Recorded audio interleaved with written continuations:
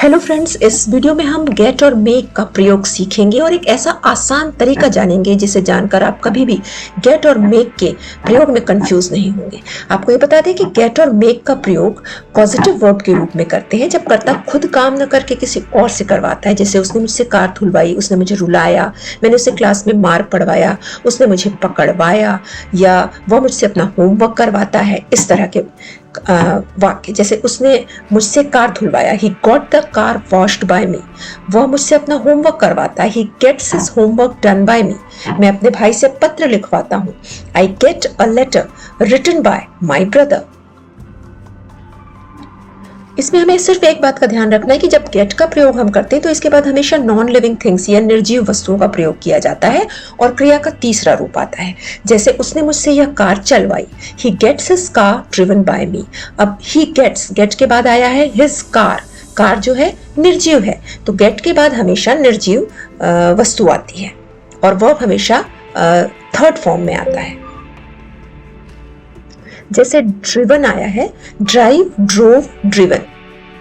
Drive verb है, उसका पहला फॉर्म ड्राइव, दूसरा ड्रोव और तीसरा ड्रिवन होता है। तो गेट के बाद हमेशा वर्ब का थर्ड फॉर्म आता है और निर्जीव वस्तुओं के लिए इसको प्रयोग किया जाता है। जैसे वह मुझसे अपने कपड़े धुलवाता है, तो he gets his clothes. Clothes निर्जीव हैं, नॉन लिविंग थिंग्स हैं, तो he gets his clothes washed by मी।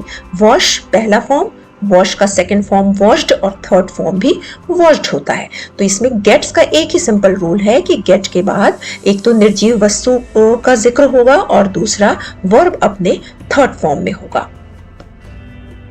ये फार्मूला अगर आप अच्छी तरह से समझ लेंगे तो इसके बाद आपको बहुत ही आसान तरीके से गेट का यूज समझ जाएंगे। जैसे इसमें सब्जेक्ट कर्ता के बाद गेट, गेट्स या गॉट, ये टेंस के अनुसार आएगा, अकॉर्डिंग टू टेंस होगा। गेट और गेट्स प्रेजेंट टेंस में होगा और गॉट पास्ट टेंस में होगा। और उसके बाद ऑब्जेक्ट आएगा, वो भी कोई निर्जीव वस्तु होगी और क्रिया का तीसरा रूप होगा। और अगर ऑब्जेक्ट है तो लास्ट में ऑब्जेक्ट आएगा।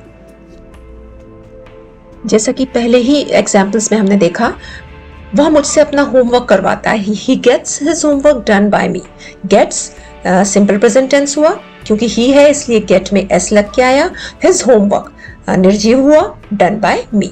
मैं अपने भाई से पत्र लिखवाता हूँ, I get a letter written by my brother. अब आई है इसलिए आई के साथ वर्ब हमेशा सिंपल प्रेजेंट टेंस में फर्स्ट फॉर्म में आएगा।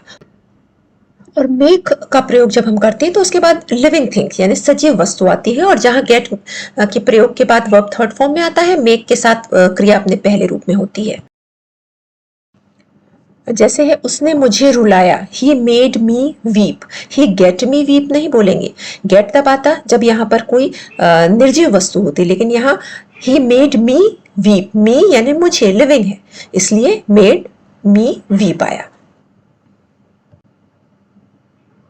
मैंने उसे क्लास में डांट पड़वाई, I made him scold in the class. तुमने मुझे पकड़वाया, यू मेड मी कॉट। और जैसा कि हमने एग्जाम्पल्स में देखा कि इसमें कर्ता के बाद मेक, मेक्स या मेड अकॉर्डिंग टू टेंस आएगा और कर्ता के अनुसार वर्ब का पहला रूप आएगा और उसके बाद जो भी दूसरे वर्ड हैं वो आएंगे।